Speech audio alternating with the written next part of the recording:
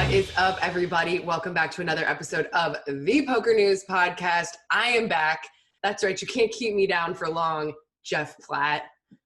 And also not back this week with Jeff Platt because he cannot take the heat that was coming from me, your girl, Sarah Herring. I am here with Chad Holloway.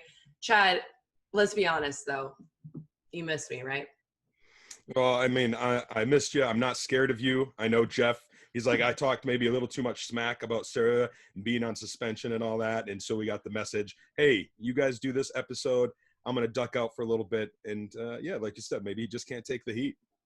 100%. We all know Jeff. Jeff's crying somewhere. Jeff, it's fine. I forgive you. Like that's the kind of girl I am. If you're going to be spicy and dicey, you've also got to have a lot of forgiveness in your heart. And I have a very thick skin. So don't worry, Jeff. And I am super excited to be back. I did listen to your guys' episode, which you guys know normally I don't, but as soon as I saw that you guys talked about my suspension, I felt like I really needed to see what got said on the episode. You guys did a fantastic job. You kept it short and sweet, and this week we are going to keep our part short and sweet because we have so many fantastic guests. So we've been teasing this episode for quite some time now. We've been talking a lot over the course of the last couple months about how well the women did, and also how many more women we saw in the fields during the World Series of Poker 2020 online edition. And so we are focusing this episode on women in poker, which everyone knows is my favorite subject matter to cover. Ha ha ha. It is not, but actually I am really excited about this because as we've spoken about previously, my whole issue with the conversation about women in poker is that if women want to play poker, they can and should. And if they don't want to, who cares? Like, that's not our business. But this, clear showing from women in the World Series of Poker, which was nearly double the amount of women who traditionally show up to the land-based casino for the World Series of Poker, I think does elicit and warrant some conversation. So I spoke to Katie Stone, who is a very loud and proud voice for women in poker, and Melika Razavi, who is very, very attractive, I must say. For those who I hope are watching the video, you may or may not find it distracting, but she had so many wonderful things to say, and I can see why she is a motivational speaker because she very much had me feeling my womanhood and also feeling my love for poker. And Chad, you talked to two women as well. Yeah, I did. I spoke with Melanie Weisner out of Poker PowHer. So it's Poker PowHer, but it's spelled POWHER. So capital HER. It's a organization that sprung up about a year ago, which is really focused on taking women in the corporate world or in the business world or in the mainstream world, if you will, and kind of introducing them to poker and how poker has a lot of overlap with, the stock market and business and things like that. So it's a great organization that's teaching poker and bringing poker to women as opposed to bringing women, directly into poker, if that makes sense. I'll get into it more with Melanie Weisner, but it's a fun organization. I figured they're perfect for this special episode devoted to women in poker. And then I actually just finished reading A Girl's Guide to Poker by D&B Publishing by Amanda Botfeld. So I sat down with her and chatted with her about this book. It was strange for me to be a man reading A Girl's Guide to Poker. I wasn't keen on it at first. I tried to pass it off to you, Sarah, but you were on maternity leave at the time. And Amanda convinced me that, you know what, even though it's A Girl's Guide to Poker, I still think you'll get a lot out of it. And she was right. I did. I enjoyed it. And we're actually going to give away some copies of that book. I guess, Sarah, how are we going to do that? I guess we can talk about it later in the episode, whether it's going to be on social media or what have you. Maybe they got to retweet this episode. I don't know. But we got 3 copies of the book to give away. And especially shipping will be free if you are in the United States or in the United Kingdom. Otherwise, what do we do? They get an electronic version. They get an ebook for their Kindle or for their iPad or what have you. So those are the terms and conditions. Seems fair. Well, of course, as we kick off the conversation about women in poker and women specifically, they're showing at this year's World Series of Poker, we want to give a shout out to GGPoker, our sponsors, and they sponsored a lot of our coverage during the World Series of Poker. They are revolutionizing online poker with exclusive new games and features that set it apart from the opposition. We've talked about some of these features, which includes the ability to stake or have a stake in some of your favorite players and pros. They have spin and gold jackpots in their sit and go events. They have a lot of what people are talking about right now is the snap cam feature. They have this peel card feature. They really have a lot of interesting, I think, and innovative technologies that they're integrating, which I hope we'll see a cascade of happening throughout the poker world. But right now, if you guys are interested, you should definitely sign up at GGPoker using the PokerNews code, which is different for a few different places depending on where you are. So I suggest just going into the search function on PokerNews, typing in GGPoker, and you can figure out from your region how to get up to $600 back after you get your deposit bonus. So be sure to check that out. And a big thanks to GGPoker for all they do for PokerNews and for the PokerNews podcast. Now, I think we should just briefly touch then on the Super Millions. What's been going on with the Super Millions? Chad, it seems like the poker just doesn't stop online right now, and the Super Millions is the next hot thing going on. Yeah, this is on GGPoker. It's established itself as one of the biggest tournaments in a short period of time. It's the first one was only about 2 months ago. There have been 14 tournaments in this Super Millions, and it's awarded over $75 million in prize money. It's pretty intense. What they do is they play down to the final table on Sunday, and then they bring them back on Tuesday to play out to a winner on a live stream on GGPoker's official Twitch channel. So this is not only an online tournament, it's kind of a weekly spectacle, if you will. It's a weekly event, and then you get to see the weekly stream on GGPoker. And there's been some big winners already. Like I said, 14 tournaments, and amazingly, one guy has won 3 times. That's Michael Adamo, who the poker world is very familiar with, an Australian pro. Won it 3 times, conquering fields of right around 200 players each time, for almost 400K twice, and then over $500,000 on a different occasion. So he's raking in the money in the Super Million. And then some other familiar names that have won this title: Darren Elias, Jonathan Van Fleet, Isaac Haxton, Isaac Barron, Luke Greenwood, and Connor Drynan, among others. So this is a newer tournament by GGPoker, but automatically one of the most prestigious events in all of online poker.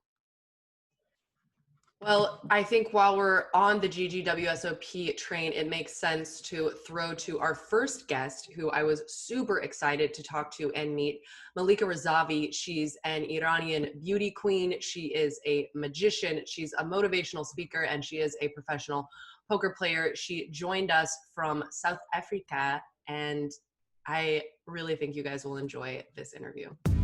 All right, everyone, I have the pleasure of being joined by Melika Razavi, who has been making splashes really in the poker world ever since your gorgeous face blessed the poker room.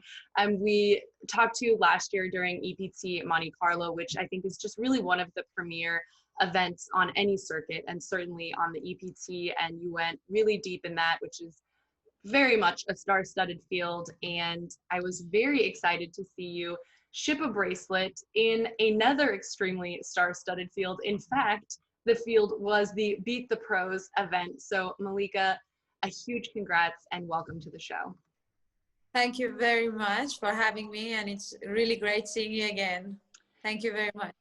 So I have a lot of questions, and I would like to get into later in the show a little bit more specifically about the bracelet event that you won. And I think there was some interesting spots there that I would love to talk about. But before we get too much into the specifics of the tournament, I think it would behoove the audience to get to know you a little bit better first, and to give them a little bit of a taste of you, and so to speak.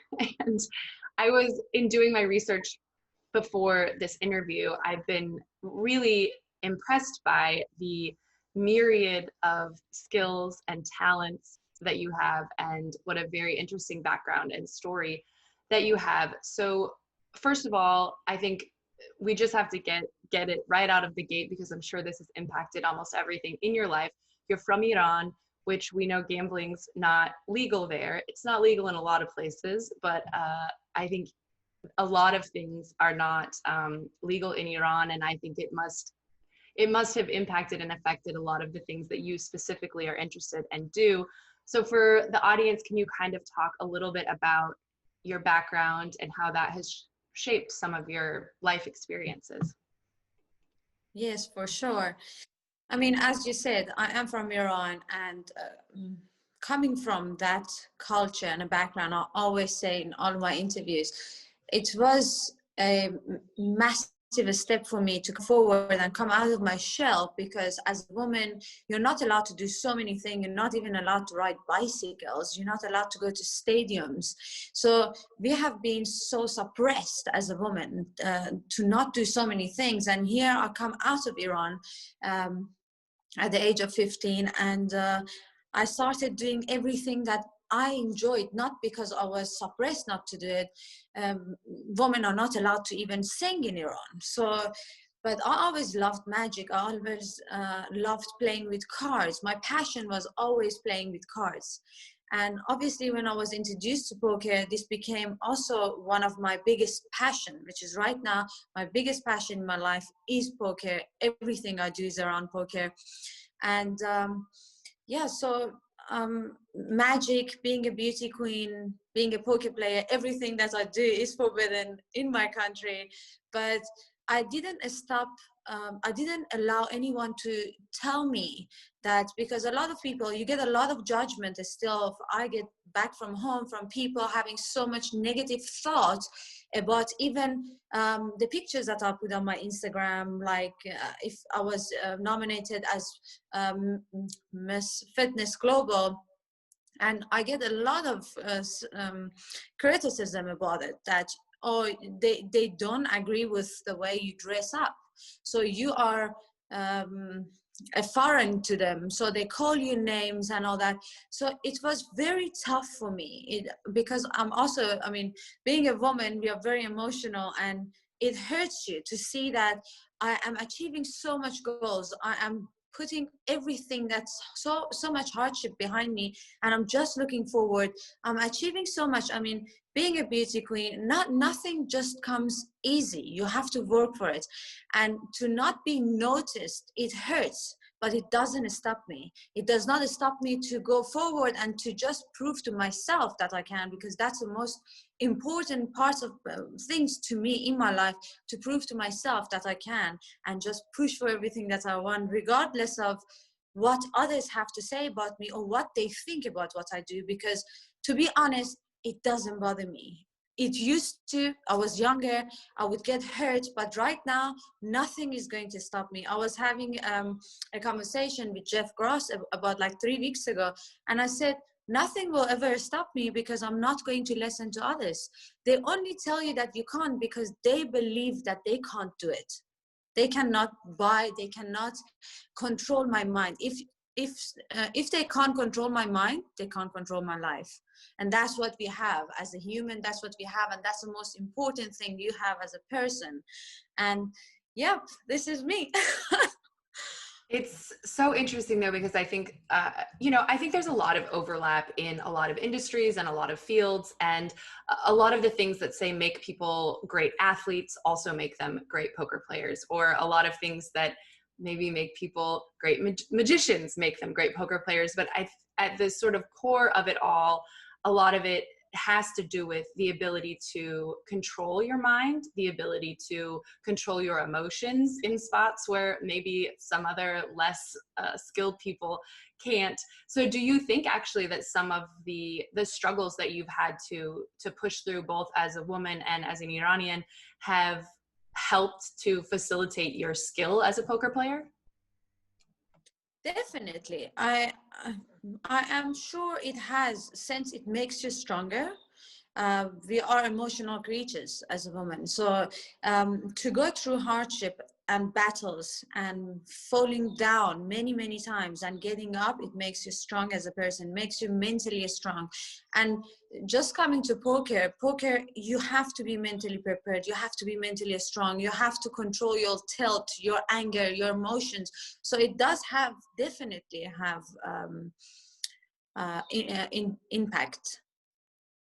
So I think for a lot of us, when I was reading back through the blog of your bracelet victory, there were a lot of spots where it was very clear that you are a very skilled poker player. You clearly have a deep understanding of a lot of ICM spots and the appropriate ways to play in different, levels of the game, and depending on, where your chips are.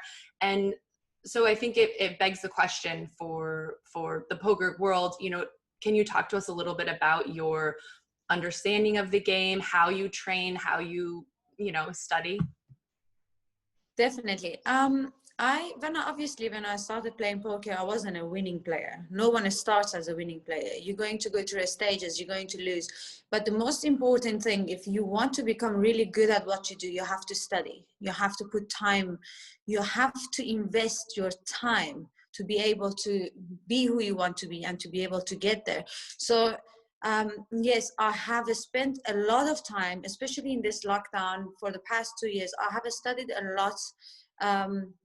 lot of poker through videos, through getting coaches from the best in the world. So that really helped me a lot to understand more. And the amazing part about poker is it's never enough. Every day you're learning something new. So I can't say because I've been studying few years, it's enough, I know everything. No, every day I'm learning something new. And I always think to myself, wow, this is just so amazing. Sometimes you look at some spots and you share your ideas with different players and you get thoughts in, and then you study more about it, and then you realize, wow, this is just so amazing. Even like 0.1% of a difference in your action, it makes a massive difference in the whole hand. So yes, it's important to study, and I would always suggest everyone to read about ranges, the ICM. If you're playing poker, it's so important to know obviously how many big blinds you have, the ICMs, and especially when you get to the final table, how important it is to understand these this part of the pokers. So talk to me a little bit about then this tournament specifically. I know you came, I think you were 36th or something around there at EPT Monte Carlo, which it's very difficult to get that far. And especially in a live tournament setting, we all know just how much, luck is involved and also skill, but that it's just extremely difficult to get that deep. And I know that's always a heartbreaker. But really, I think that the bracelet is the goal of almost every poker player. And so on your journey to this bracelet, did you feel, fairly confident that this was yours? And did you feel, just talk to me, I guess, a little bit about what the journey on that tournament was like for you. So I'm just going to say the EPT Monte Carlo, I came 17th. I was a second chip lead, and I had a bad beat, and I lost the first chip lead. I learned a lot on the EPT. It was my first big tournament that I played like that, and I went that far. I was very proud. I was very focused there, but I learned a lot, and learning from your mistakes and accepting your mistakes, that's also very important. So I brought it in, and it's so different playing online than playing live. So this year, last year after EPT Monte Carlo, I was going to go to Vegas and play the WSOP there. And unfortunately, my visa got rejected because I was Iranian. And with everything that I had, and having 888, I won a 888 ladies event, and I had the whole package and everything, I got denied. And that was, for me, was so heartbreaking, because that is something, as you know, every poker player wants to play the WSOP, and I was so excited to be there, and I was really heartbroken. And I said to myself, this is not going to hold me back like everything else in life. And after I finished the tournament this year and I came first, I actually got a few phone calls from people, and they said, this is just magic. You won the WSOP even without being in America or needing the visa. And it's just amazing that I believed, I was so happy last year that I'm going to win the bracelets. And it happened this year. And I believe in the right timing. It happened in the right time. Maybe last year, if I would have gone, I wouldn't have won because I didn't have as much as the studies or experience as I had this year, because many, many hours every day I studied this year. I put time in it. And I was so ready for it. I was so excited to get there. I didn't play the main event, unfortunately. Due to personal reasons in my life, I had no time to actually play the main event.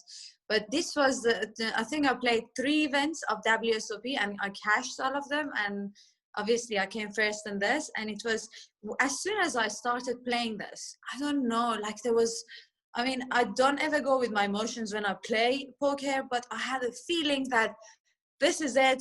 And I started actually putting it on Instagram, because I don't usually put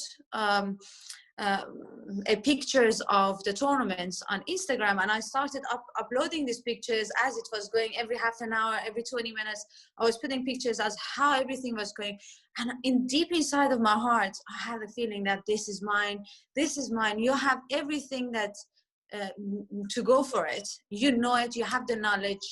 And obviously the tournament, you need a bit of luck, but it's more of what you know about poker and how you play it. And luckily everything went with the way that I wanted, and I won the tournament, and I was so grateful for it. I was so happy and full of joy just because I won that bracelet. It's huge. It's huge. And, you know, something we've really been talking about through this whole series has been how great it has been to see so many women doing well. And not even just, I mean, first of all, a lot of women did exceptionally well in this whole series, both stateside and otherwise, but also doing really well. And we were, I think, very excited and happy as a poker community as a whole to see a woman ship a bracelet in such a difficult field. And, you know, women in poker is, in my opinion, just a very saturated conversation. It's something we talk about a lot, but I do think that we would be remiss if we didn't talk a little bit about it when we're looking back at this series. And also because it clearly shows that there's something different about the live World Series of Poker as about this online one. And clearly there's something about that that opens a lot of doors for people. So as someone who couldn't come to Las Vegas, and as a woman, can you talk a little bit about sort of how this felt different and how this can potentially offer opportunities for people who just, that aren't going to be able to go to Vegas? This is actually great that you're pointing onto that. We should talk about this a lot more. I think this was just opening doorways to see how people actually, how many people were excited to join this event, and every tournament had overlay. And there's so many women that entered. I think many women, they don't have some family or friends, they don't want their daughter to travel, and that is one of them, because I know so many Iranian women, I know Turkish women that they play poker and their family don't allow them to travel. So this gives us as a woman opportunity to be able to achieve our goals through online poker. If WSOP is going to run again, I hope that they do this every year live as well as online. This would be just amazing, and it would give more opportunity for women to obviously enter, and we would obviously encourage a lot more women to come and join, because a lot of women obviously think that the poker is a game of male. I always say this, and more and more that we go forward, we are proving that it's not just a male game, but we are even beating the pros at one game and winning the bracelets. And this is, I mean, look at the lady that came second in the main event. That's just so amazing. That's well done to the ladies that are striving and pushing for their goals, and nothing can stop them. And we have to put it out there. And I mean, I really appreciate it that you are here and you are putting it out there, because they need the voice and they need everyone to hear it. And yeah, this is my side, and I think this is great if they do it. I achieved one of my goals through online, running the WSOP online, and this was amazing for me as a result, and winning the WSOP bracelet. I think I'm with you. I hope that they continue this as an element of the World Series. And I actually think because of COVID, we've changed a lot of things and we've adapted in a lot of ways. And I really hope that a lot of those things are actually going to stay with us into perpetuity, because I think we've seen a lot of things that have been very successful. And I think that having more focus on a worldwide online bracelet element of the World Series of Poker, I sincerely hope that that is going to be part of it. And I think for you, you know, you clearly have a lot of talents, a lot of skills. Even you mentioned your Instagram. I know you have like tons and like more than 500,000 followers or something. I read something like she's an Instagram celeb.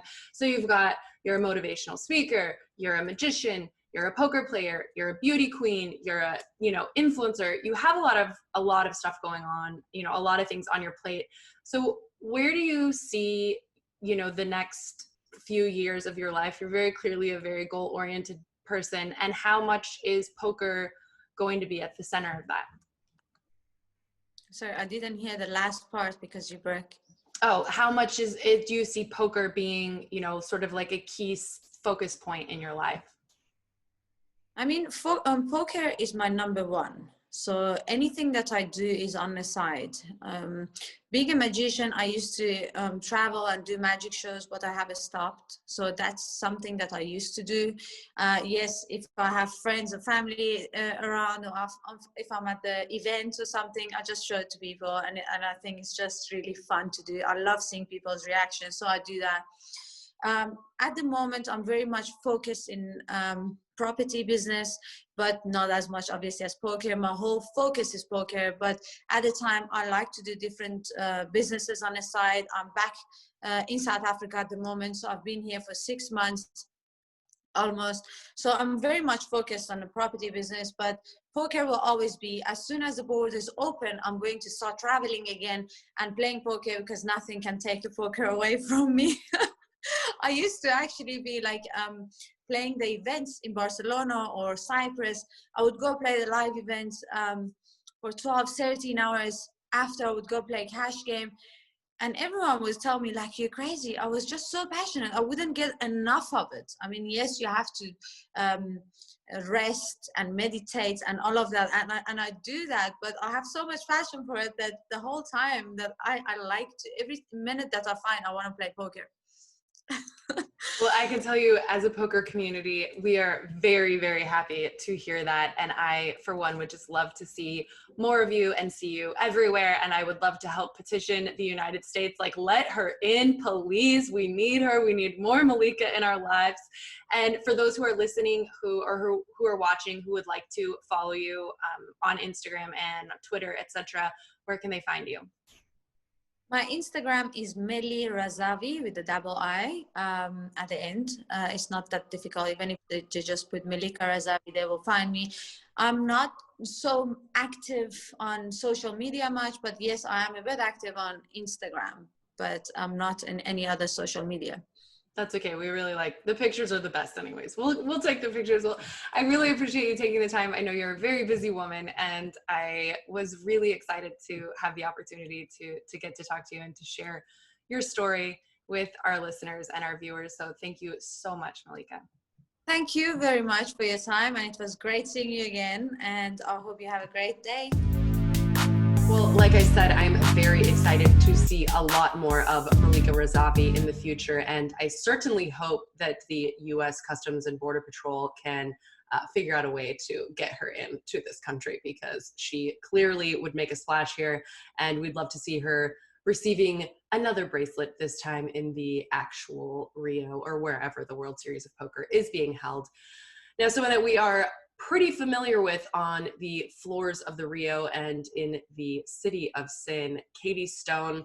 She has been a very active and, should I say loud? She has been a very loud voice for women in poker and has been in the poker scene for more than a decade. She transitioned after Black Friday to playing almost exclusively online in New Jersey, and is a well-known reg on the East Coast. Let's welcome one of the most vocal women in poker, Katie Stone. I am joined by my friend and also one of my favorite women in poker, Katie Stone. You know, when we started talking about doing an episode dedicated to the success of women during this World Series of Poker, it seemed like we would be remiss if we didn't include you for lots of reasons. One being that you also had a very successful World Series of Poker this summer, but two, that you've been a very outspoken voice for women in this industry since you joined it, since you became a name in poker. And so welcome to the show, my girl, Katie Stone. Thanks so much. It's nice to, I feel like we had to do this year because last year, remember we did, it was me, you, and Jamie Kerstetter, we did the Ladies Week podcast. And so like the year before, I think we did something too during Ladies Week. And so it's kind of just like, you know, an annual thing. Doesn't matter if anybody's playing live poker or not. We don't care. We're still going to do our ladies. No, it's tradition. We're here to celebrate the women. And, you know, you've been a real voice for women in poker for a long time. And I think obviously this subject is, you know, widely covered and also has a lot of different pieces and elements to it. And really what I want to focus on to kick this off is we saw more women and more women being successful during this online World Series of Poker. So as a woman who does play professionally and mostly plays online, can you speak a little bit to why that is and the importance of maybe keeping that sort of a platform available? Yeah, I mean, obviously, you know, a lot of people know I'm a huge proponent of online poker for kind of exactly what you're doing right now is, you know, being able to multitask and be able to stay home and kind of make your own schedule when permitted. Obviously, if you're playing tournaments, requires a little bit more planning. But yeah, I mean, I think especially for moms, you know, I just think online poker is just a really great outlet for so many reasons, not limited to just having fun, letting loose and having fun and enjoying a card game.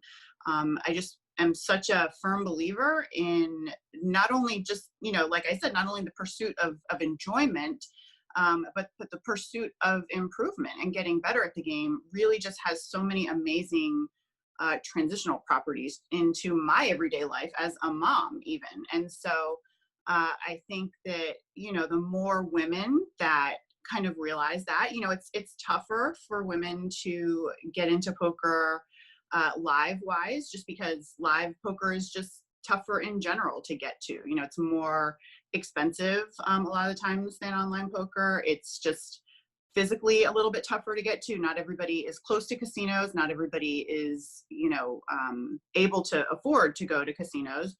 And so the really awesome thing about online is you can play like a lot smaller stakes. You can play so many different games.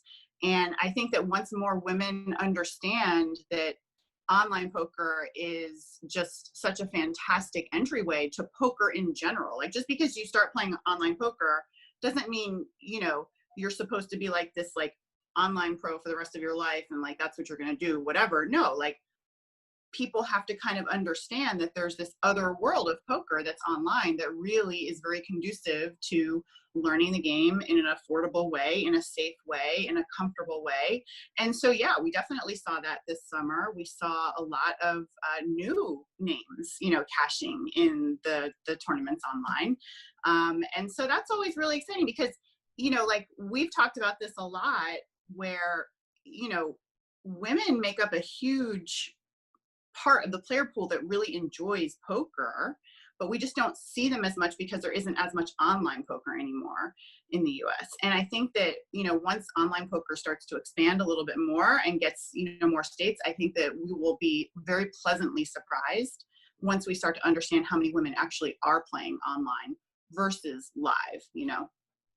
Which is interesting because something we actually did discover was that several of the players that we thought were women, it turned out were men, and vice versa. As we've seen this, you know, real names coming out, finding out who these players are, it's definitely been, I think there's been some unexpected surprises, if you will. And as somebody who, you know, obviously a lot of us women at this point are not playing online at all. You have to be like in New Jersey or Nevada, but you are someone who's continued to make playing poker online your career. And so as someone who's really familiar with the, sort of player pool and the way things run traditionally, what would you say was different both in positive and negative ways about the World Series of Poker versus, what it normally looks like for you, what that landscape looks like? Well, I mean, I was not disappointed when everything went online, that wasn't, because I'm mostly online. So for me, it's kind of a big deal for me to go and play live somewhere for like an extended period of time. I mean, we do it every summer, during the summer. We're in Vegas for the 2 months, but that's, and then outside of the January and September WPTs, there's just not, in New Jersey, there's just not that much live poker for us that we're playing, or for me in particular. But I mean, yeah, I mean, it's also like it's nice to break it up too, like it's nice to not just be like totally online and then being able to break it up and then get live, like there's also like, sometimes you start to really kind of crave live poker as well.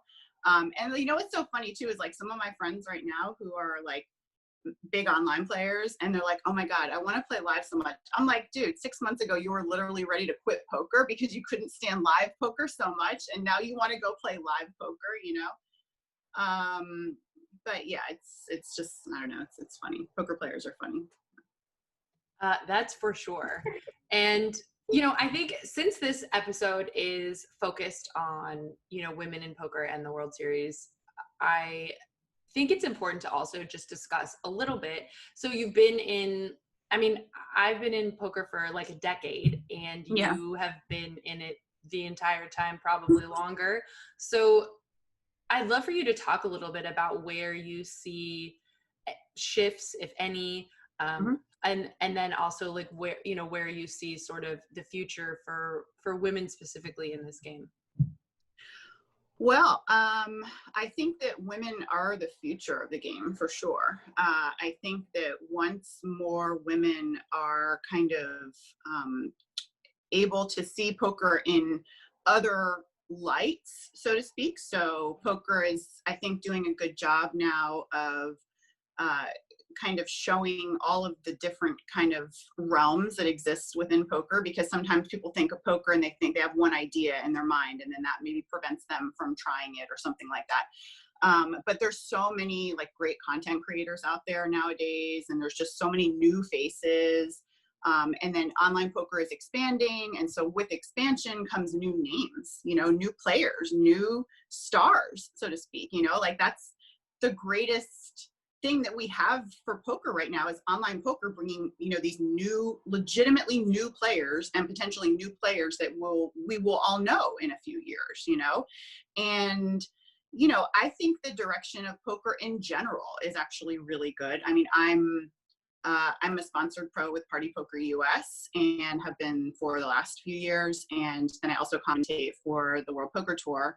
And, I see a lot as far as what is being done in preparation for poker and expansion and live poker. And just, I'm very, very encouraged and very, very happy with what I see. And it's not just, it's not like just focused on women or something, but it's just focusing on poker in general and promotion of it and encouraging healthy participation and, kind of encouraging the benefits while also keeping the players, interests at heart. And that's something that I know that Party Poker is really doing. I know that WPT is obviously known for doing that. And so, as far as, women in the game, I think that, we've kind of seen there's been some changes, right? Like early on, women were mostly kind of just looked at as a marketing, like tactic or something, just like, oh, get a pretty girl and like that'll bring some people to our poker room or something like that. And that was just kind of like the thing for a while, and like that was annoying, but that was why Grindettes formed, in 2011, which was me, Jen Shahadi, Jamie Kerstetter, and Katie Dozier, because we were just like, hello, like poker players, like women poker players do not have to actually lay down on a poker table in a bikini. Like, you don't have to do that, and you can still be successful, and you can still be respected, and you can still be somebody to look up to potentially maybe do something similar. And so but I'm very happy with how things have kind of shifted, and where poker is going, not just women wise, but I'm happy that I know there's a lot of people that disagree with this, but from my side, from what I see on the online side, I'm very encouraged with what I see for poker in this country, in the US at least. So I think the World Series of Poker this year has actually showcased a lot of the fiduciary possibilities of online poker. And I hope that because of the land-based casinos being able to see that there may come a point where this is something that they might need, that maybe pandemics are something we have to get ready for or get used to or whatever. I'm hoping that yes, that this has been an indication of what's possible, and I hope that we're moving in that direction. But I also wanted to talk to you a little bit about Borgata. You've had a relationship with Borgata for a long time. You are one of the well-recognized East Coast grinders, and Borgata, in fact, has had a very exciting series. I think Borgata is somebody who's sort of on the forefront of trying to put together a good face for what the United States poker scene could look like, both live and online. So I wanted to talk to you a little bit about just, what's going on there and how you see them sort of helping push this movement. Yeah, so the really cool thing about, so the way it works with online poker in the US is in order for there to be online poker in a state, they have to be partnered with a land base. So like WSOP and Caesars are partnered, with 888, that's their software. And then Party Poker and MGM are partnered. And so that's kind of how it works. And the really cool thing is that because regulation took place in New Jersey, so like everything started here, so everything is kind of run out of New Jersey. And so there's 3 skins on the Party Poker US network. It's BetMGM, Borgata Poker, and then Party Poker US. You can play on any of the skins. It offers all the same games. It's the same player pool in New Jersey. They just look a little bit differently, and like different color schemes and stuff. And some people like one or the other or whatever. There really isn't that much functionality difference, I don't think. I think there used to be functionality difference, but there's not anymore. But basically, there's 3 of us. There's 3 sponsored pros. There's myself, Dan Buzgon, and Gags30, Michael Gagliano. Most people know who those guys are. And so our role basically is we kind of act like liaisons between like the players, the community, and the site. And the really cool thing is, like, we were talking about COVID and like how difficult it's been. There's kind of been like silver linings for us in that we were all already just kind of like set up online. Like a lot of businesses were scrambling to get their operations online. Well, online poker players, online poker sites, like we're already online. So the idea was like, how can we make this better? How can we kind of pack up the schedule? Like what improvements can we make, going forward? And, so working with WPT is really awesome too, because WPT is partnered with Party Poker. And so there was just this really awesome, everybody just kind of came together and everybody worked really hard on, we have a series going on right now, the first ever WPT online Borgata series, which is kind of taking the place of our live September Borgata series. So the events are not, there's not as many events online as there usually would be live in September, but we tried to kind of make them a little bit similar. And like I said, we worked really, really hard on the schedules. We changed a lot of things. Like we changed a lot of things from online, from like the online structure versus the live structure. Sometimes like you have to make a lot of changes. And so like we did a lot of like payout changes and, level changes and just like, all different kind of tweaks like that. And it's, they really are, at least in New Jersey, like they really are prepping for expansion. And so a lot of these things that we're doing are kind of, they're taking a lot of time because we're trying to really just like do it once to prep for expansion so that like once another state opens up, we can just be like, oh, here's our schedule, like here's a perfect schedule. Here's a perfect, Tuesday, here's a perfect Wednesday and whatever, knowing that we're going into a different state with a different player pool. Maybe it's a larger player pool. Pennsylvania is bigger than New Jersey. Other states are going to be bigger too. But yeah, I've really enjoyed the past few years working with them, and we kind of are in a very like lucky situation, meaning that and I don't want to like say this just to like, I'm definitely just like not saying this, but like we really are kind of lucky here in New Jersey that like the people who are running things like really, really, really care, and like they really definitely have their ear to the ground, so to speak, and they're definitely very connected with what's going on here, in New Jersey. And that's a little bit different than the other sites, that are managed in other countries or whatever. And that kind of makes a big difference for our players, especially when things go wrong, especially when things go right, and having that relationship with our players, and also, kind of showing the new players what they can expect when they play on our site, having that direct line of communication,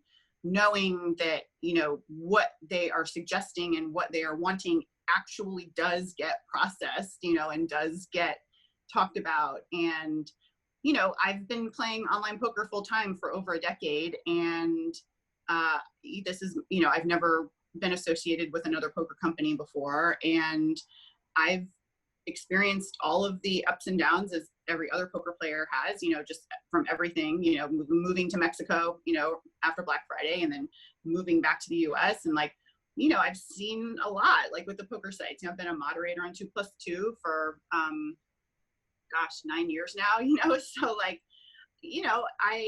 I'm very passionate about what I want as a poker player and what I want from my community too, because I've seen how the poker players have been shit on, and I've seen how the sites get shit on too. And like, just the communication, that's what's so great about our team, is that they believe in that, and they understand that, and they've definitely kind of like armed us with, information and input. And so, that's, I know everybody doesn't see it the same way, but this is just how I see it, and I'm very hopeful and happy. So. And I guess as someone who's sort of on the front lines of this whole scene, to wrap it up, I think what most listeners in our audience are pretty consistently curious about and wanting to know, because we have about 50% US-based audience. What would be your predictions for the future of online poker, specifically in America? Well, it's not going anywhere, so that's at least a good thing. And, unfortunately, it just takes time. Every state is different.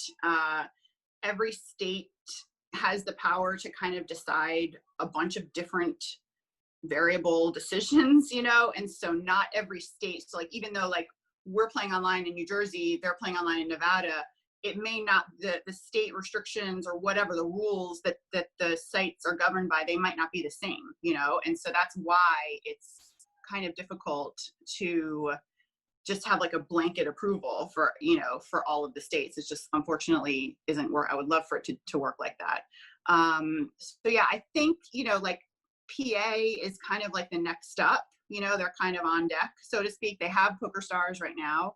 And so from what I've heard, they are next. I'm hoping this year, I'm really hoping this year that we get in there. We get so many people that are asking, that text me and DM me like, hey, when are you guys going to be in PA? And I'm like, trust me, like I really want PA to have party poker, but I do know that it will only be PA. So it won't be a merged player pool at first. So once party does go to PA, it's just party PA, just like Poker Stars is just Poker Stars PA right now.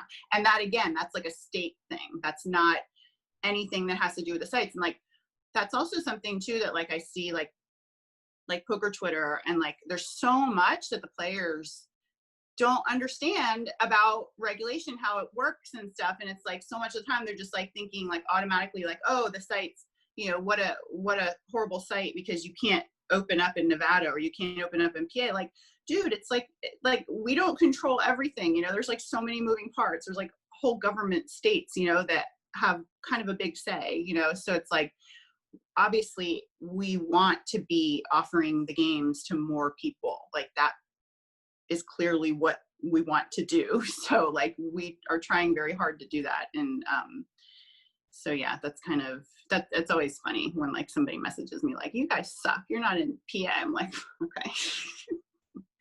Well, I think everyone's eagerly anticipating Yeah. and can see, especially for party poker. I think a lot of people Yeah. have been waiting and wondering when are they going to jump in the mix, and Mhm. so it's more. I think it should be viewed as a compliment. I hope. Yeah. A lot of people are super stoked on getting party Yeah. involved in the U.S. All right. Well, I obviously have daycare issues or whatever.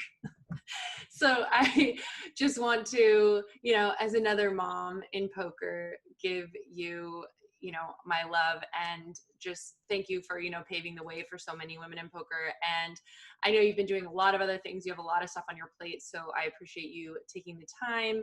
And before I let you go, is there anything else you want to share while you sort of have this platform? No, I mean, I guess you can follow me on Twitter at Katie Stone Poker, and then I'm at Katie Poker on Instagram.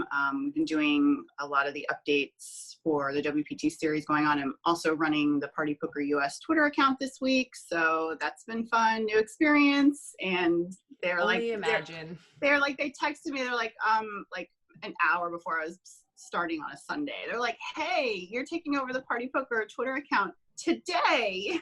I'm like, really? On a Sunday. Here I go. Yeah, fire it up. Yeah, it was yes, so that was fun. But yeah, thank you.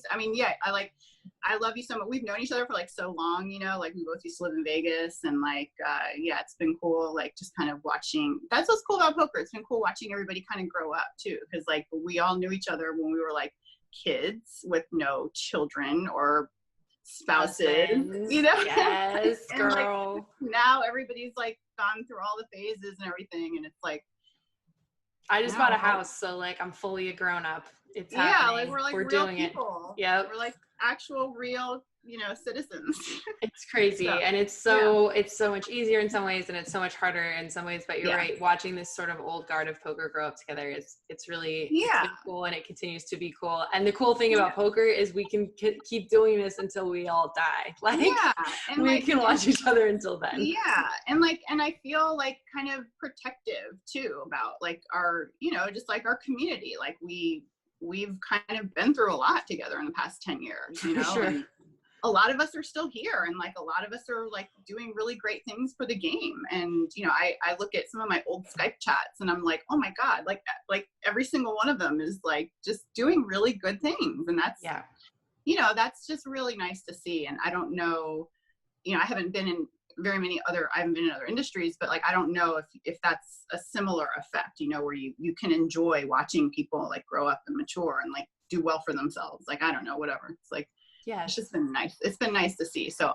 I've appreciated watching you go through the exact same things that we've all been going through too. So wow, I appreciate it. I still feel like a baby, but I'm super glad to have a baby and all that now. And I just, of course, wish you luck in everything that you do, and we will obviously be catching up, I'm sure, again in the next few months. It seems pretty standard, and I will just catch you soon, girl. Yep, sounds good. Thank you so much. Well, like we mentioned, this show is about women in poker and focused almost exclusively on women in poker, but that doesn't mean that we didn't have a couple of news stories still to pop up over the last week. There's a few things which we will get into more next week, including an update on the latest from the Postle drama. There was a little nugget, which it looks like Matt Berkey and Phil Galfond are coming together to try to crowdsource an effort to figure out all the things we talked about a couple episodes ago to really, create some sort of circumstantial evidence. I think it's exciting. We will tell you guys more about that next week. It's my favorite drama. But in terms of the Galfond challenge, we've got a new challenge going down between Phil Galfond and Chance Kornuth, two of my favorite gents, in fact, in poker. Chad, tell me a little bit about how that's been going so far. Yeah, so the Galfond challenge is actually taking place on WSOP.com as opposed to Run It Once, where it usually is. And that's because both of these players are in Nevada, and they don't have the option to play on Run It Once. So WSOP.com is where it's at. They're playing $100, $200 PLO, and right now it's pretty early. I think they've played 4 different days, and they're going to be playing 35,000 hands. They've played about 2,500 hands. And right now, according to the latest recap up on PokerNews.com, Galfond is up over $78,000. It says euros. I don't know what's going on because I'm pretty sure on WSOP.com they are playing, in US dollars, 100, 200. But if you remember, this was a pretty big price. It was Phil Galfond laying $1 million against Kornuth's 250,000. So Kornuth is the big underdog here, more of a live pro. Kornuth is, but he's a tough player, and he's down right now, but there's a long way to go in this match. Well, we have long been friends of Phil Galfond, and Run It Once has been a supporter of the show for a long time as well. And if you guys are looking to get an instant cash bonus, as well as they offer a lot of other bonuses, including some coaching, including instant cash bonuses. They periodically throughout the year offer all kinds of really fantastic things. So you guys want to check out Run It Once, and be sure to use the code once.run/PNPod. When you sign up, be sure to type in once.run/PNPod to maximize your deposit bonus and all the little extras you can possibly get. Now, chat, in terms of the old guard, if you will, of poker, I would say we're sort of becoming the new old guard. These like mid-30s peeps are becoming the aged in the poker scene. And I would say in terms of women who have really held down a space in the poker world for more than a decade, and who's respected by essentially everyone. Actually, she's terrifying, I think. I'm just going to say I think she's terrifying. If you guys don't think so, go ahead into Poker News, look at some of the photos and images, and I can promise you, you do not want to end up heads up in a hand with the one and only Melanie Weisner. Tell us, Chad, a little bit about what we can expect from this interview. Right. So the interview, I reached out to Poker PowHer, as I mentioned. This is Poker PowHer, but POWHER. Their mission is to teach 1 million women confidence, strategic thinking, and decision-making skills through the game of poker. Some taglines are like, make the future of poker female, flip the table on the pokerarchy. So they have this mission, and it is filled with a lot of strong, powerful women. And I asked, I'd like to talk to somebody to come on the show, tell us more about Poker PowHer. And they decided that Melanie Weisner was going to be their spokesperson, their advocate. And I had the chance to sit down with her. And I really appreciated it because I haven't talked to Melanie Weisner in quite a while. We reminisced a little bit about being down at the Aussie Millions together, where she had this fun prop bet that involved a unicycle. So we're going to talk a little bit about that, share some stories, and then, of course, talk about women in poker. Here's my interview with Melanie Weisner. All right, I am joined by our guest, Melanie Weisner. You are representing Poker PowHer. That's power, but with HER at the end, Poker PowHer. And, this is our special episode devoted to women in poker, and it just made sense to talk about the organization. I've become a little more familiar with it over the last few months, but for those who might not be, can you tell us a little bit about what Poker PowHer is and, what it's all about? Yes, we generally just call it Poker PowHer. Okay.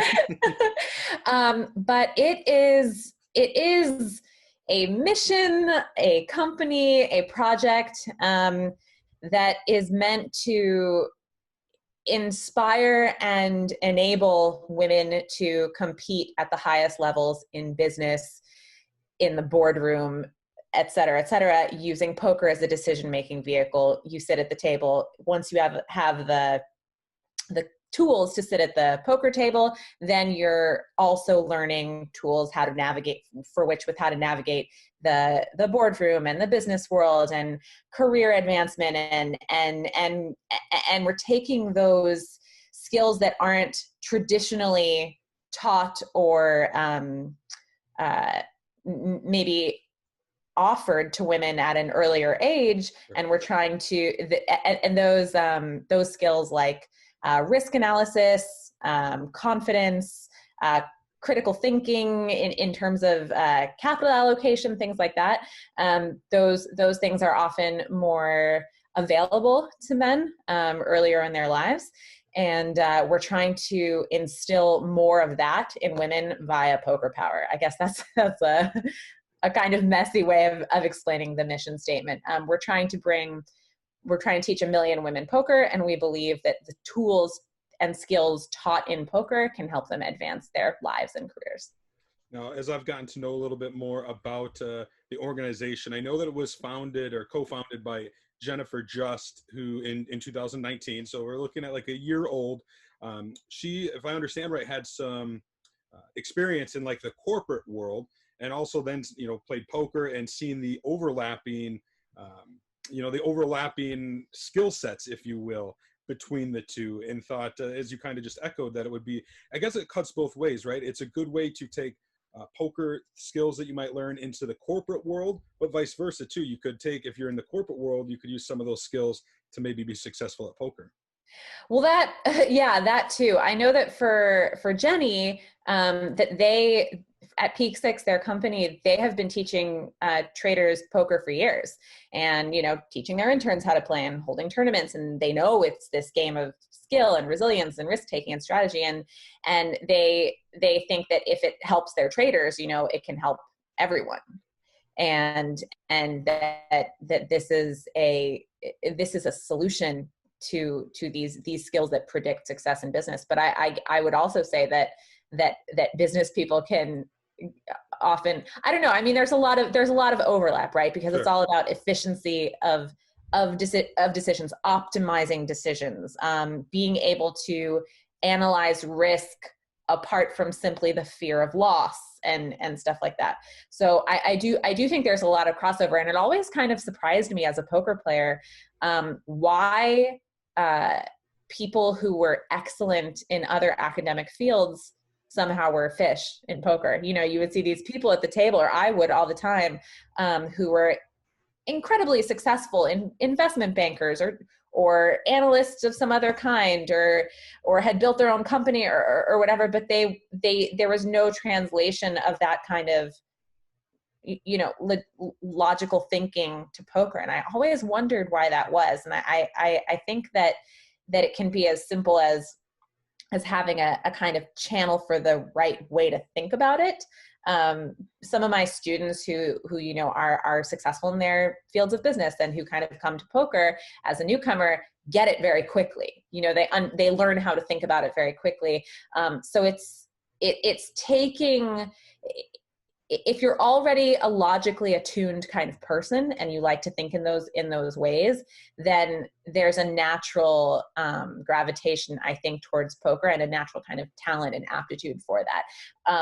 But I would also say that from the flip side of that, if you learn how to navigate poker as kind of like an example of how to think through, how to make decisions, how to evaluate, how to determine whether you want to be aggressive, how to know when to fold, all of those things, then you start seeing, without even it being, you know, spelled out, you start seeing, oh, this is how I think about solving a problem in poker. Maybe I apply that problem to the real life. And I mean, right. I know I'm sure you're super familiar with, you know, lots of elite poker players thinking about everyday situations the way they would solve a poker hand, which I really feel like is the right way to do. Do you know the website Wait But Why? I don't actually know. Wow, that is, well, you'll be on a rabbit hole, I think, after this. But this guy talks about a variety of sociological and cosmological phenomena, and he writes in a voice that is very interesting. And he talks about how when bad things happen to us, like things that should never happen or very rarely happen, the way we feel about them, instead of kind of being like, oh, well, X amount of these were bound to happen to me over the course of my life, and here it is, one now. Like that people have such a hard time conceptualizing the idea of data and probability, and that low frequency events are certain to occur at some time. Anyway, so sorry, I'm getting off the subject. No, it's all good. Yeah. Let's talk about what Poker PowHer, how it kind of operates. So if I understand this correctly, prior to the pandemic, you might had the team would maybe go somewhere to teach some women, right? And have some like in-person labs, if you will, where you could teach them. But now with the pandemic going, you guys have moved a little more virtual, if I understood everything correctly. Right. The original idea was to, you know, bring this to women and corporations and kind of have a presentation and break out into tables and teach the game and all that stuff. And we've had to modify very quickly for COVID, but it actually works great, I think, with the way we've done it with Zoom. You know, we have all the women in the same room in the same place, and we hear from our speakers, and we kind of teach them the basics of poker and strategic thinking and where that connection is, you know, why we think that there's a link, right, between why so few women play a game of skill and risk and why even fewer women advance to the top in business and industry. So the presentation is a lot about that. And then we break up into these smaller rooms where you have a teacher for every handful of women. And, you know, we play poker on the app and kind of go through the decisions. And it's very, even for like newcomers, you can kind of feel them grasping like elements of strategy, like what should I do here, or why, or what's advantageous, even as they're just learning the rules of the game. And I do think that the online kind of format is great for it, honestly. Kind of like the way when you think about live poker versus online poker, how efficient it is not to have to deal all the cards and move all the chips and stuff. It's a very efficient vehicle for learning and for teaching. And I think something a lot of people are craving.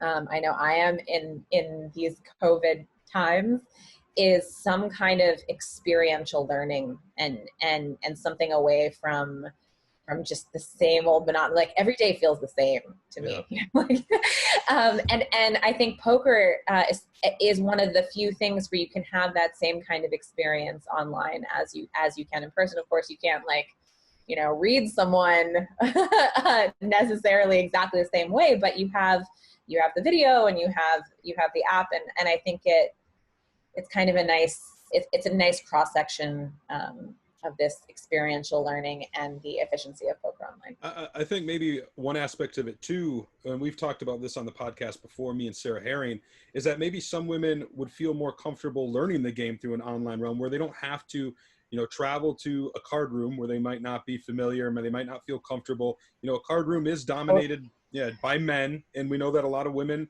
have experienced, you know, negative interactions with their male counterparts at the table. So like the online part takes away all that. So if somebody's learning, maybe they're more comfortable learning through the online realm, and then maybe they venture into the I mean, you realm. still have to have a tough chat game to hang. But I mean, all that's true. And you know, I've met lovely people in poker, many wonderful lifelong friends and so on and so forth. But I did feel like I needed a thick skin in a lot of these situations, or that I needed to be just cool with, you know, being somewhat objectified at the table and just dealing with that atmosphere. And I didn't personally mind it that much. I just kind of saw it as part of the world to navigate. But I do think that it is a barrier to entry for plenty of women.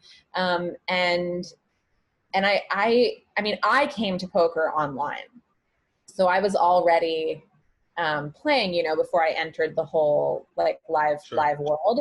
And there is something I think really attractive about being whoever you want to be online.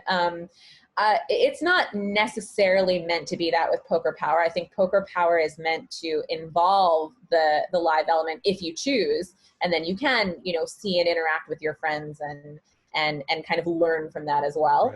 Right. But it is nice to be able to kind of pick the people you play with and have it be a comfortable environment. I mean, I think everyone sort of found poker in that kind of way, like, you know, home game with their friends, or like, you know, somebody invited them to a game that they knew. Like it's so rare that someone's first foray into poker, I think, is walking into a casino of strangers, right? Right. So I do think that is a nice I think that's a nice kind of welcoming environment for women who have never, you know, considered playing this game before. One thing I really like about Poker PowHer is, so we've wondered for years, how do we get more women into poker, right? And that is, right? But it strikes me something that's kind of unique about Poker PowHer is you are actually taking poker to the women in a lot of regards, right? So you're actually, you're taking and you're introducing it to them, and then hopefully they like the game, and then maybe they venture into the poker world. So instead of actually trying to entice them into the poker world, instead you're taking poker into their world, which I think is pretty unique and pretty cool. Yeah, I think you put it really well. I think that there's a lot to do, I think, with women not having the same kind of predisposition to risk tolerance as men, and being exposed to that, you know, either we bring it to them, or, you know, there's a high school and college element to Poker PowHer as well, where we're teaching high school girls how to play poker and college girls how to play poker. And I think being exposed to that kind of world and you know, feeling that risk tolerance earlier is a game changer, and makes that world exciting, and people want to go into those opportunities. And I think that not everyone on their own is going to be like, do you know what I feel like doing today? Learning no limit hold'em. Like, I don't think that's necessarily the way. And I do think this is a super important piece of that puzzle, because it is so crazy when you think about it. The 96 to 4% of the tournament entrants and everything, and like, it's not like every woman who plays poker is the same kind of person. It's not like they're all just ready to go jump off a cliff and are missing like a gene, like like that guy, the free solo guy, Alex Honnold. There's all sorts of types, and, you know, people are drawn to the game for so many different reasons, for creative reasons, for academic reasons. They like the thrill. They maybe they hate the thrill, but they love the probability. Like, there's so many, I think, different ways. So, you know, with Alex Honnold, just real quick, because I'm a fan, and I look at what he does, and I'm very intrigued by it. I find it fascinating, but I'm not going to go ever try to climb a mountain like he does. It's pretty crazy, the stuff that he does. So I wonder if some people are like that with poker, where they see it, maybe they see it on TV, they like the risk, they like the game, but maybe they just don't want to actually partake in it, maybe. I think that people who go to the top of their fields have a story about, you know, a mentor early on in life, or their exposure to something earlier on in life. Like, you know, I was at a tennis match, and my so-and-so was playing, and I saw this incredible point, and I thought, that's what I want to do, or some, you know, a story like that. And so there is a component, I think, of it being brought to you and feeling it and experiencing it. And in this era where it's really like not televised as much, and not really so much of it's not a part of the general, I mean, it is like an age-old American pastime, but it's not as prevalent in the media as it was. I think there is a part of that, bringing the game to someone, having them try it, seeing how it feels, and we have a lot of evidence for that being successful, you know, because this program has grown so much, and a lot of it is the women have this experience, and then they on their own choose to start one of these chapters or clubs and keep it going, which I've always thought is so self-evident. You know, I've always thought, like, how could someone not be interested in this if they just knew, you know? And I've had friends be like, you would make an incredible poker player, and I kind of like, we'll talk about it or whatever. But I think it's not until you really get your hands, or your virtual hands, on some chips, and like kind of feel out what it is and see the potential, that you can really then say, this is interesting, because it is. But from a distance, I can understand where there might be some disconnect. Also, is there any better documentary than Free Solo? It was pretty good, and I made sure to see it in theaters, in IMAX, to get the full experience. Because I could not be more jealous. Wow! I was dying to see it in IMAX someday. someday. Were your palms sweating the whole time? It was pretty intense because it was, I mean, what he does is so incredible. If any listeners don't know who Alex Honnold is, Google him once. You'll be blown away. There's a 60-minute segment with him that just, it blows the mind. Melanie, before I let you go, I got to bring up one fun thing that I remember from you, and this is years ago. I don't remember the exact year, but I remember a fun story with you. You were down at the Aussie Millions, and you had to learn to ride a unicycle. I'm not sure who, it was like a free roll. They were going to put you in the main event if you could ride a unicycle a certain distance or something like that. Give me the quick the story on that. So this was with Tony G, and I don't remember what happened. We were playing in some event, I think, at the Aussie Millions. It wasn't the main event, I don't think. But we were talking about his whole classic, on your bike, right, as soon as he eliminates somebody. And I don't know how we got to the subject of unicycles, but he said that you can't learn, like, it's impossible to learn to ride a unicycle. And I was like, well, clearly it's possible to learn to ride a unicycle. And he's like, yeah, but it would take a gargantuan effort over like years or whatever. And he said that he would give me a $10,000 free roll if I could learn to ride a unicycle in 24 hours. So I thought to myself, kind of like the same way I thought about poker. I was like, I could do that. Like, how hard could it be? So I actually spent the next day of my life. I went to the circus at, they have like a whole training facility for their circus in Melbourne. And I went to this facility and I asked if someone would teach me. And, I had this like 3-hour lesson, and it's so difficult. It's so incredibly difficult. They let me borrow the unicycle. I took it back to the place I was staying in Melbourne. I just like practiced nonstop. I don't think I got a lot of sleep. And I was really I was on the edge. Like, I was really close. I had to do it a certain distance. And I couldn't quite make it. But I feel like if I had had just a little extra time, I probably would have been able to do it. It is incredibly difficult. That's so funny that you remember that. I remember I was there watching you at the Crown Melbourne. You were outside. You saw the whole thing. I was there, and I kind of forgot about it until we hopped on this call, and then it suddenly came back to me. So I thought it'd be fun to chat a little bit about here. Yeah, no, I think the I can do anything attitude has mostly served me, but in that particular case, it just left me with the experience. To be fair, it was really fun. I have a great picture of me, at the circus, like with my head in my hands like this on the unicycle. And, my legs were just so sore after that. But that was a funny moment. I mean, for people who are tuning in, who aren't so familiar with the poker world, these kinds of bets and offerings of insane amounts of money for insane tasks happens all the time. Yeah, it's true. Well, Melanie, I thank you for taking the time to chat with me. Before I let you go, if there's anybody out there who wants to learn more about Poker PowHer, what's the best way that they can do that?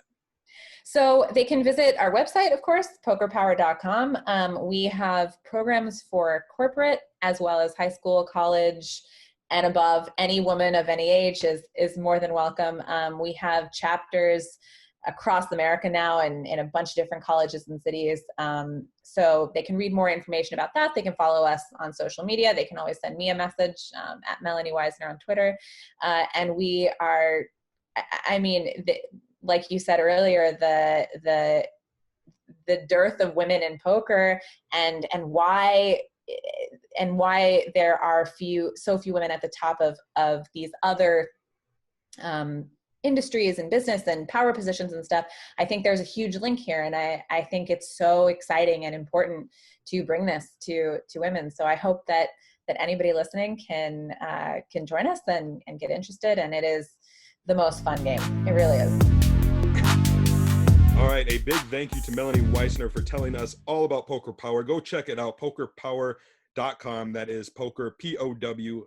I think they're going to be doing great things in the poker space, especially for women in poker. And another person that is involved with them is Amanda Botfeld, who I mentioned at the top of the show is the author of a new book by D&B Publishing called A Girl's Guide to Poker. I actually recently read it. Didn't know what to expect, being a man reading this book, but I took a lot out of it. I thought it was a fun read, and it was the sort of book where if my mom, my sister, my niece wanted to learn the game of poker to, maybe learn a little bit more about what I do in my life, this is probably where I'd start them. It's a great introductory book, but she also starts from, the basics and moves through to a little more strategy, not exactly advanced strategy, but brings people up to speed enough where they could comfortably go into a casino and compete in a cash game or a tournament. I wanted to chat with her about it, and she was kind enough to take some time out of her day down in Mexico to tell us about the book, A Girl's Guide to Poker from D&B Publishing. All right, I am with a special guest right now to talk about a fun poker book that I recently finished reading. It is A Girl's Guide to Poker by Amanda Botfeld. Now, Amanda, it's a girl's guide to poker. I just read it. I'm not a girl, so people might be wondering what's going on. But you convinced me to give this book a try, and I'm glad that I did. Oh, thank you. Thank you. Tell us a little bit about it. I know it's been out for a little while. Tell us about the book, what it covers, and when it came out.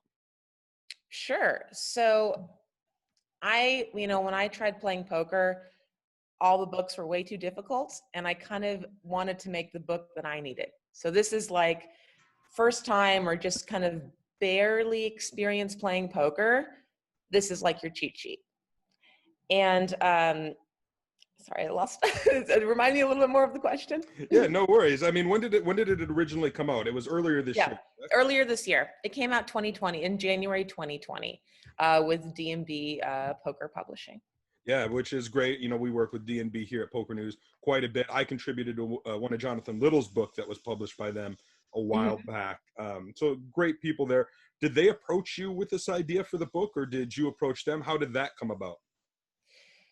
So I had this dream that I was going to make this Poker Made Easy poker book so other beginners could learn the game. And I was working as a writer at the time.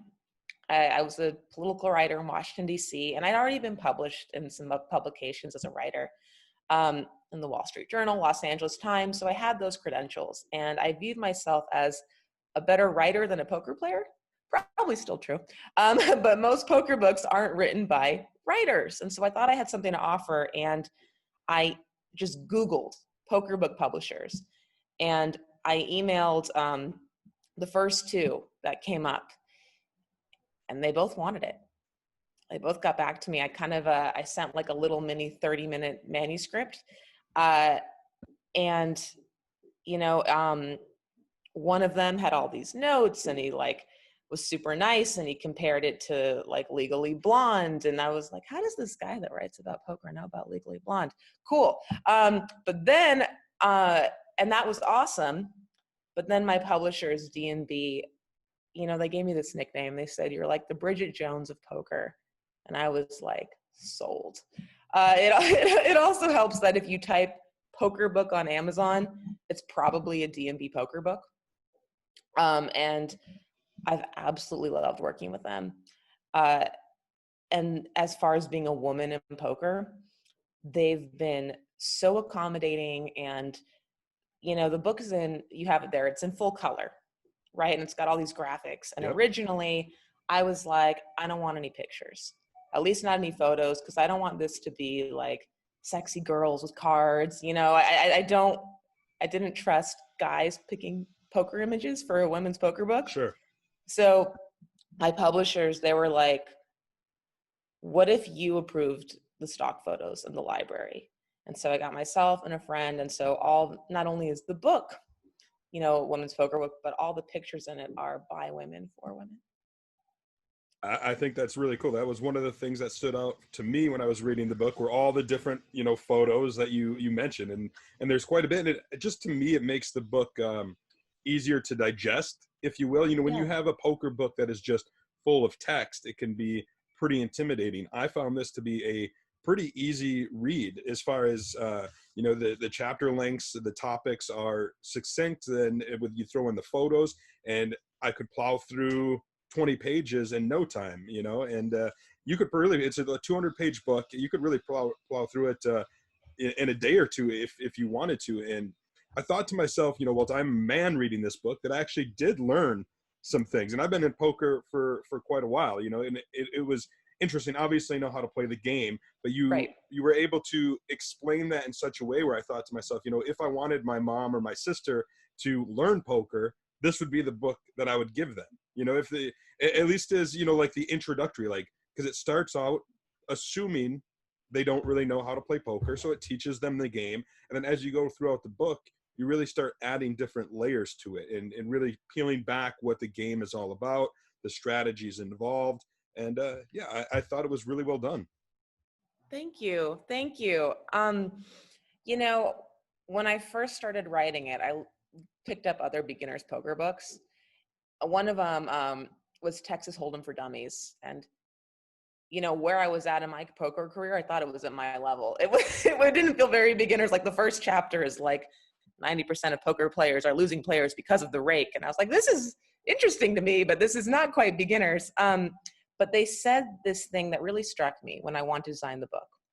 They said that they make all their books not necessarily to be read cover to cover. Like when you have a reference book, you want to be able to open it up at any chapter, any page, and able to dive in. So if you are a complete beginner, then yes, it'll start with my book starts with hand rankings. It'll take you on that journey. But if you're like, hey, I know what beats what, but I don't know how to bet, then you can obviously skip to that chapter. And most of them, as you read my book, are like mini chapters. They're quick. I think this book would be, the poker world is dominated by male players, right?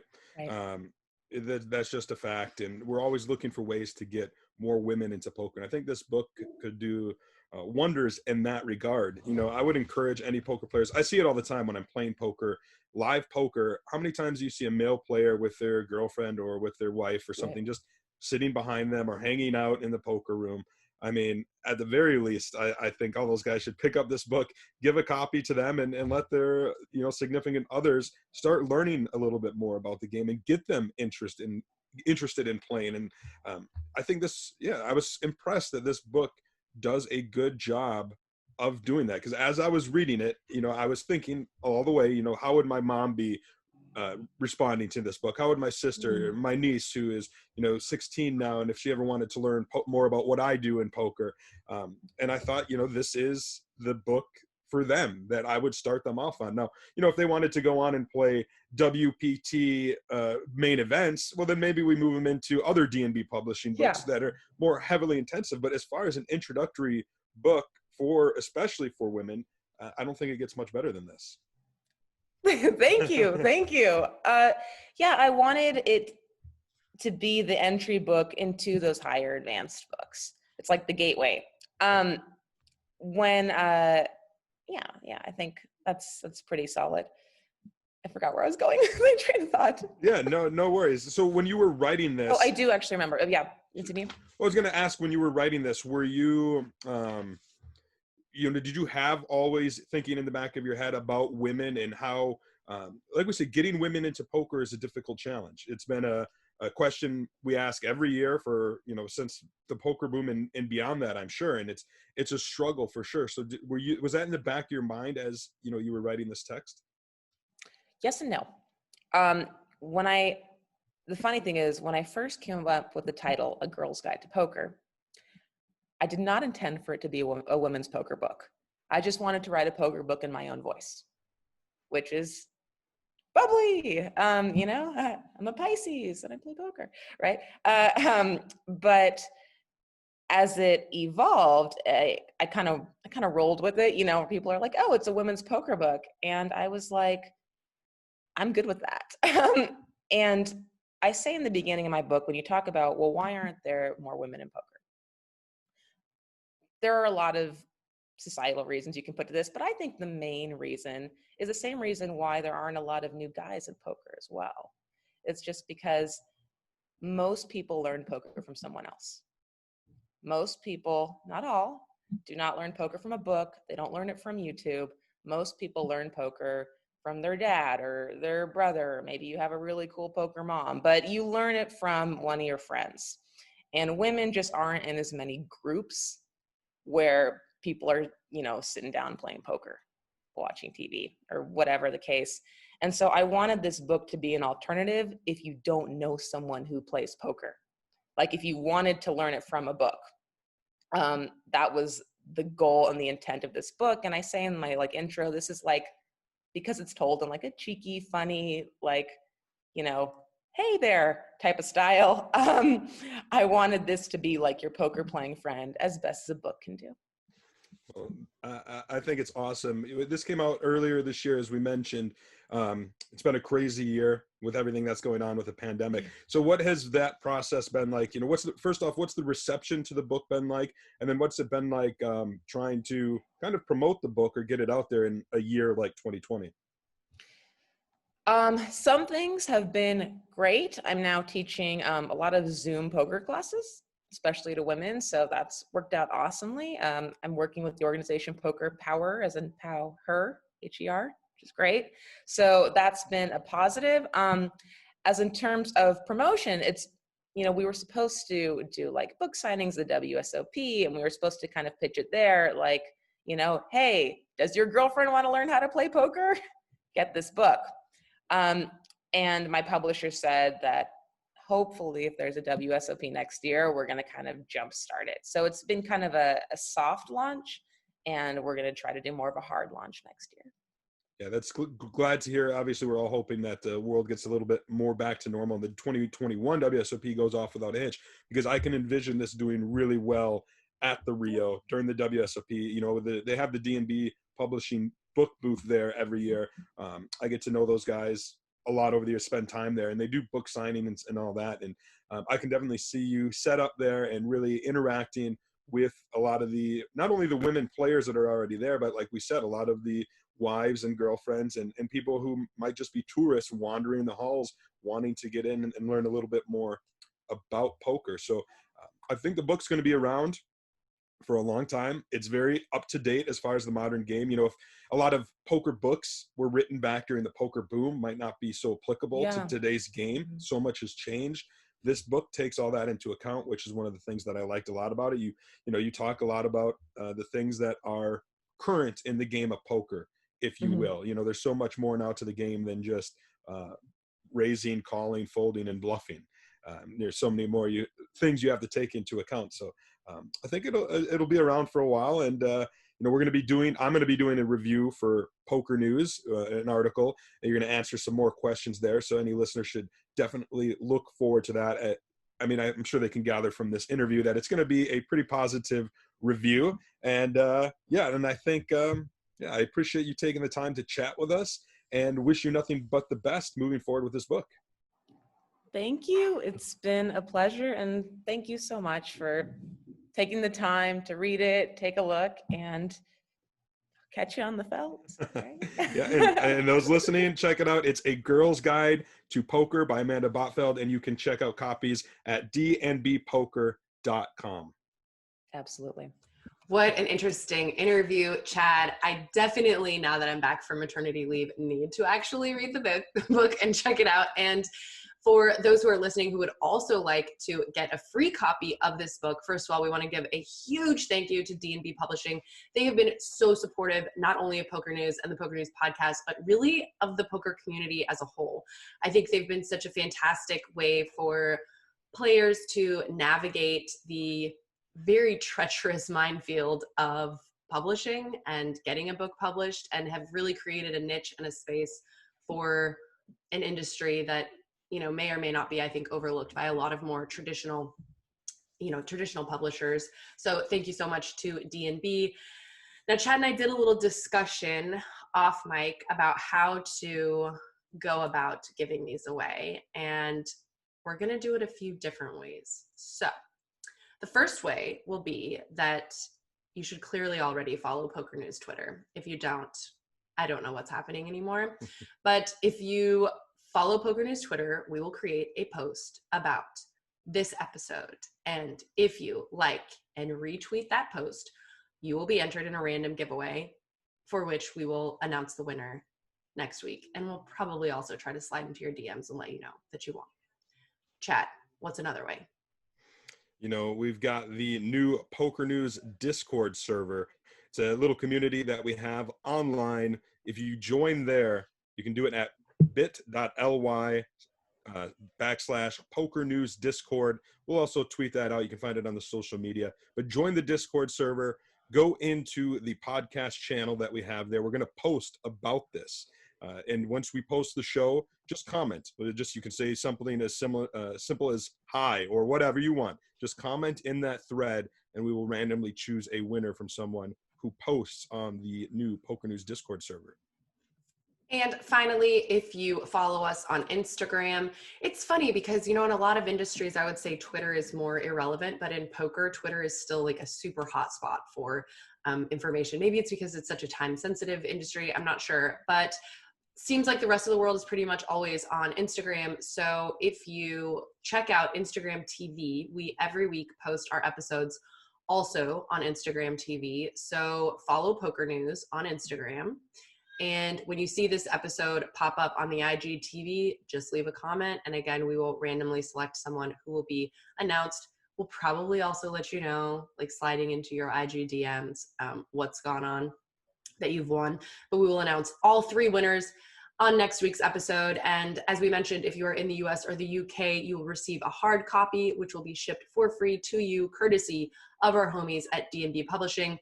And if you are outside of those 2 main sectors, you will receive a electronic copy, which you can just put into whatever you use to read your electronic books. It's the future, I know. It's still hard for me to accept, but I know that's the future.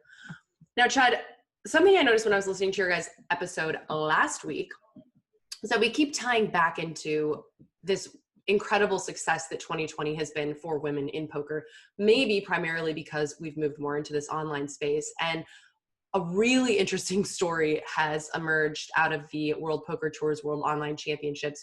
You guys touched on it last week. Give me the update, please. Yeah, so Jeff and I went into the 100K super high roller, which when we released last week's episode was down to the final table of 7. If you recall, there were some big names at that final table like Christoph Vogelsang, Daniel DeVoris, Isaac Haxton, just to name a few. And what was interesting about this particular super high roller was that with 7 left, only 6 were getting paid. And the short stack at the final table, even though she had, I think, like 20 big blinds, so she was still not terribly short, but still the short stack at the final table, was Charlie Godwin out of the United Kingdom. And what was interesting about her was she had won her way into this $100,000 event via a $109 WPT satellite.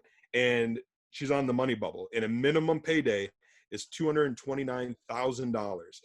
Somebody's going to leave empty-handed, though. So talk just about a huge presser situation. Everyone was curious to see how she would do, if she would survive. She got it all in. I don't know the exact hand, but I know that she ended up needing to ace on the river, and she did, to stay alive, to avoid becoming the bubble girl in this tournament. In fact, it was Daniel DeVoris who became the bubble boy, and Charlie Godwin went on to finish in 3rd place to turn that $109 satellite into $620,000. Just incredible. She outlasted Sergei Rychak, Linus Lohlinger, and Christoph Vogelsang, who finished 4th through 6th respectively. And in the end, Michael Adamo, who we talked about earlier on this episode about winning those GGPoker tournaments, he and Isaac Haxton struck a deal heads up that saw them both take over $1.2 million, and Michael Adamo officially getting the title. But the big story, I think, of this final table was Charlie Godwin. And Sarah, I got to tell you, come next year's Global Poker Awards, when they have that Performance of the Year category, I think she has to get nominated, maybe even win it, because this is to take a $109 satellite into a super high roller, $100,000 buy-in super high roller with the lineup of killers that play this event. And, I listed a lot of them at the final table. That was just the final table. She had to navigate through the field to get to that final table. It's just really incredible. I am just totally blown away, just completely blown away. And it's so interesting because we've talked about this before, that there's something to be said for being sort of the underdog, right? Or the unknown, the dark horse, because players are less familiar with your style. They don't 100% know what you're doing. Or a lot of these high rollers who have played with each other you know, they kind of know a little bit more what to expect from each other. But that being said, that also makes it really hard to play against each other. And for someone to come in completely unknown like this and to get third, it's just, it's just taking me a second to process. I'm super, super impressed. And we have got to get her on the show. You reached out, right?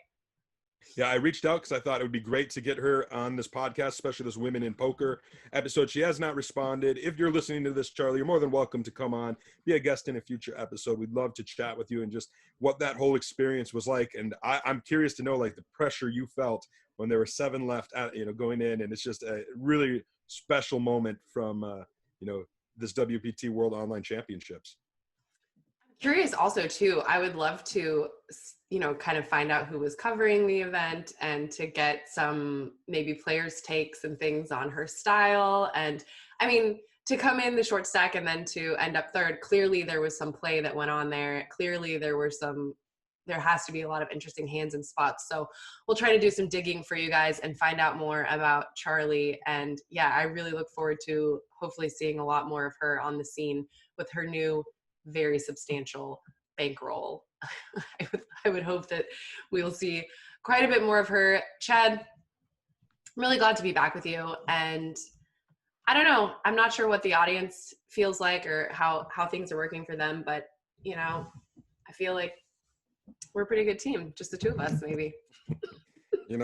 Jeff said the same thing to me last week, so I guess I'm just flattered to be both your favorites here. Oh my gosh, Chad's like in the middle position of a 3-way. Like you're like the cat with the eating the whatever it is. I don't know. It seems like things are going really good for you, but just kidding. We do love you and miss you, Jeff. Always, you add your own spice to the show. We appreciate you guys listening. Of course, if you have interesting stories or things you want us to cover, just be sure to get at us at Chad A. Holloway, at Aunty, AUNTY Chardonnay, at Jeff Platt. And also we do sometimes pay attention to at PokerNews. We wish you guys luck in hopefully winning a free copy of A Girl's Guide to Poker. Thanks again to D&B Publishing and our other sponsors, Run It Once and GGPoker. Thank you guys so much. We will catch you on the flip side. Deuces. The key to winning big is using every little bit of knowledge to your advantage. At Oddschecker, we give you the edge. Better odds, better picks, and better offers to make you a better bettor. Why settle for less? Quickly compare the odds at every sportsbook to ensure that you're getting the best price to maximize your return.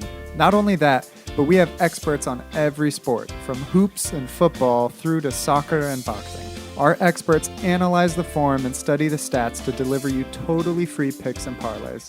Oddschecker also highlights the most lucrative welcome offers in the industry. If you're looking to open an account, then you are eligible for hundreds of dollars in totally free bets. If you're new to legal sports betting, then we're here to help, offering simple advice to understand betting guides and updates on your state's current legislative situation. Visit us at www.oddschecker.com/US. Oddschecker, sports betting smarter.